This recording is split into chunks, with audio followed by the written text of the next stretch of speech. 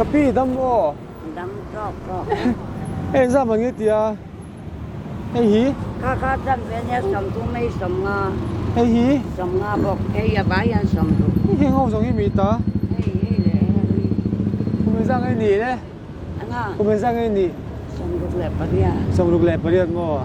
Phai này tên. Nei. Chuan in thì hiện dinh thì nó mỹ cẩn. Nghe in đi tin. In đi tin à. À vãi hiện là dạng nghe. Ra le. Samtu. Ra semua. Có phải về nghe nồng. Kelsia. Bia xí trên nồng cල් vắng vắng mò. Thì hiện in thì chuan in. Bia xí trên nồng cl vắng vắng à. Đi khát tay sang cái lẹ về trên. Kan ini kalau terlihat laut mai. Em dạng nghe thì hiện. Ra semua bayi. À vãi ra xong qua mò. Tớ là khối ra xong các bạn chứ.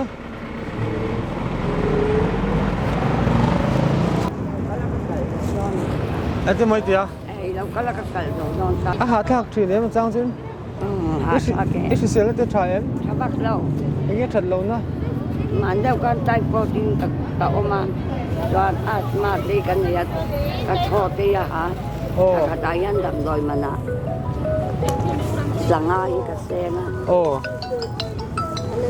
Hai itu kan dan ni kata mo ini kaki pasti ngale saya. Ni chua. Cho nên chu đầm tuổi mình chỉ tuộc chở ngắt rồi. Tuộc chở này. Anh đi cho nên thằng cái tay sang cái lạc đồ vàng. Em ra mà cái là lu rồi băng. Ni cho nên gì ngắt tan sang cái chuột chín. Đang gì à? Cái lẩu cái. Hay.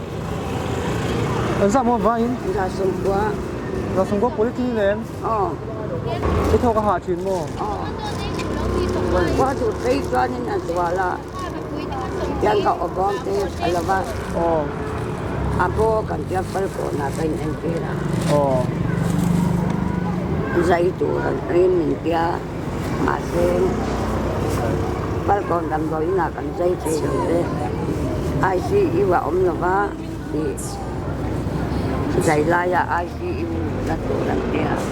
Don kain zai talong. In zai talong mo. Em bố chúng sẽ ra mua váy thì khán. Ra sum qua mua. Sáng khát sáng nhị sáng chúng mình gấu lên chứ. Ôi, ra thang em. Ra thang lâu, ra thang lâu. Cái gì? Chính là ra. Anh đi lâu em lâu. Ra thang lâu, ra thang. Tôi đọc lâu quá.